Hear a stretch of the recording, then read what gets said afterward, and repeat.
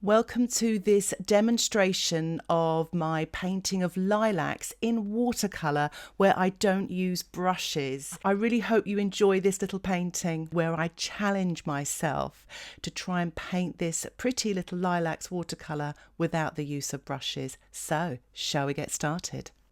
I'm using cold pressed paper and a scourer to apply the masking fluid. As you can see, I've drawn a kind of a very rough outline of the lilacs, and I'm actually kind of just masking out the white lilacs and some of the highlights. However, if you don't have masking fluid or you don't like masking fluid, you can actually use white gouache later on. So don't worry, and I'll be demonstrating that. So I've allowed the masking fluid to dry, and I've sort of used some paper towel to mask out the pink and the white lilacs. I'm using an old toothbrush, make sure it's an old one, and I'm actually spattering some ultramarine and ultramarine with a touch of pink. Any pink will do. If you don't have ultramarine, you could use cobalt blue.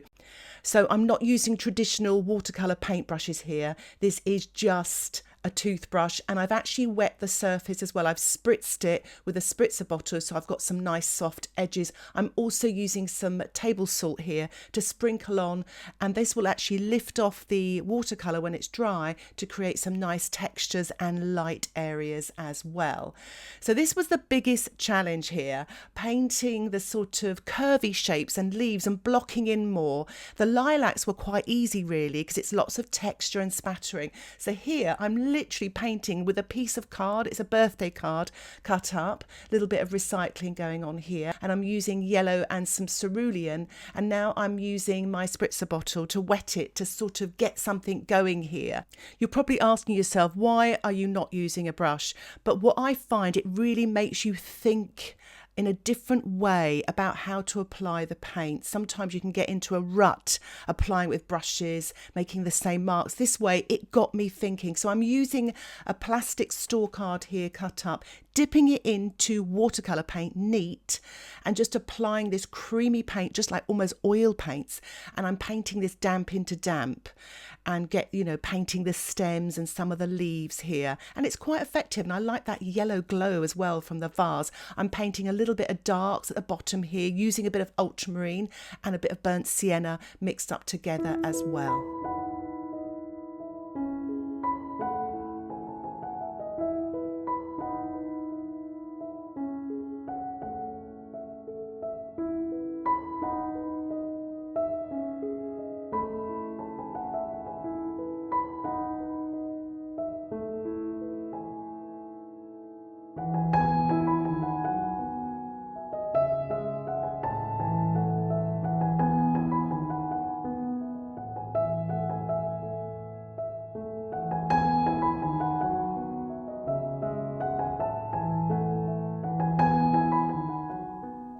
So I've masked out the top and the bottom here, and I'm actually spritzing some permanent rose here, or you could use Quinacridone Magenta using the toothbrush. I've actually spritzed this area as well with clean water, so you'll get some soft edges and also some hard edges to create texture. And I'm using my paper towel just to mop off any sort of stray pink marks. I'm now using the scourer just to kind of tap in some slightly creamier pink now, to show a sort of more of a mid-tone. I'm sponging in now a little bit of darker pink, so it's the pink with a tiny touch of the ultramarine, and I'm just tapping this in gently, damp into damp, to show the shadows on the lilacs there. And just take your time. As you can see, I'm just really having a look where the darks and lights are.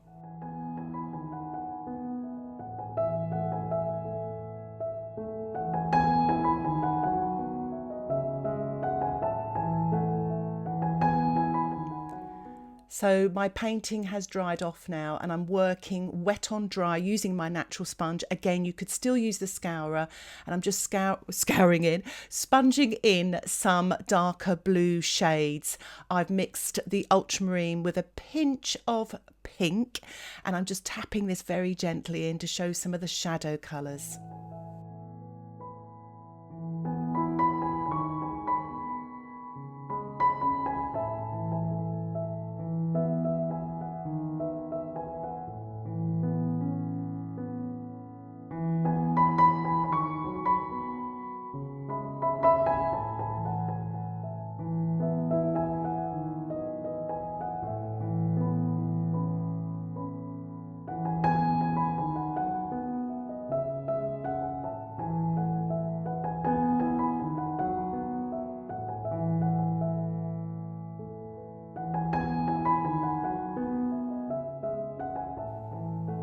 As you can see, I was using my toothbrush again to show some more textures and details.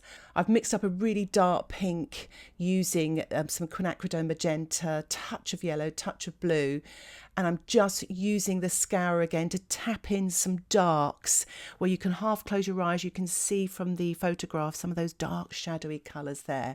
The dark in the middle there is a little bit strong, so I thought to myself what I'll do later on when the painting's dry, I'll tap a little bit of white gouache in there to soften it, but it's just the way it goes sometimes. Never sort of panic, and always think to yourself there are solutions to mistakes or things that don't work out.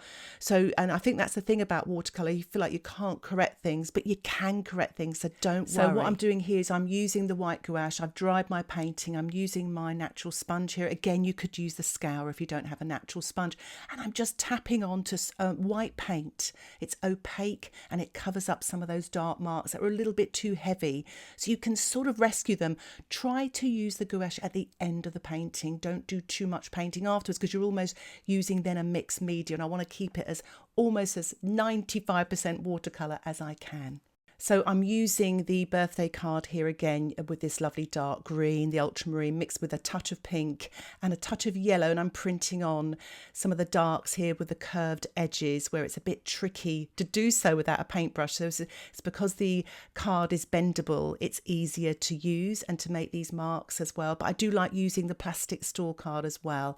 So I'm mixing it up here using both. Remember, I haven't used any watercolour brushes here. I'm spritzing some of those dark marks to soften them as well, just to kind of get everything sort of blending in. If you find the vase a little bit of a challenge and you just want to have a go at painting those gorgeous lilacs or lilacs from a different photograph, do so, because there's so much fun to do with the spattering and the sponging. And what I'm doing now is I'm just with this darks that I've printed, I'm just spritzing and softening away, so you've got a soft shadow underneath the vase. What I'm doing now is I'm using a bamboo pen, but you could use a twig from the garden sharpened with a pencil sharpener, or even a mapping pen as well. And I'll put more details about the mapping pen and the bamboo pen in the description below. I'm just drawing with it really, dipping it into a puddle of ultramarine with a touch of pink, and I'm just sort of putting in a little bit of detail here and there.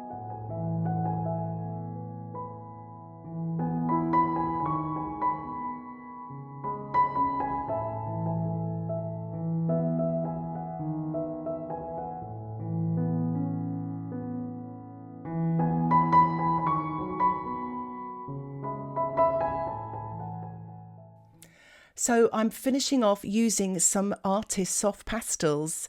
Any pastels will do, and I'm just using some white here. The painting is completely dry, and I'm just sort of painting on some highlights just here and there. You could use the white gouache if you don't, or white watercolour even, if you don't have pastels. And I'm quite pleased with that. And it's just these little highlights that just sort of bring it to life to make it look like glass as well. And I'm using some of this white as well on the lilacs, especially if you've lost some of your light. So here is the finished painting, and I'm really pleased with it, and I really hope it inspires you to have a go at painting a watercolour without using brushes. You know, you may come up with some other interesting ideas, and if you do so, please put them in the comments section below.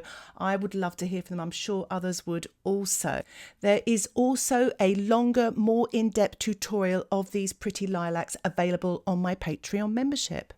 Details about that can be found in the top right hand corner or the description below, but I go into a lot more depth about colour mixing, the colours to use for this, you know, a little bit of Brusho technique thrown in as well. So if that's something that would interest you, maybe you'd like to try it out. It's ad-free and you can cancel anytime. But if you'd like to see more tutorials like this and you haven't already, why not subscribe to my YouTube channel where you will get updates of my latest tutorials. Thank you so much for watching. Happy painting. Bye for now.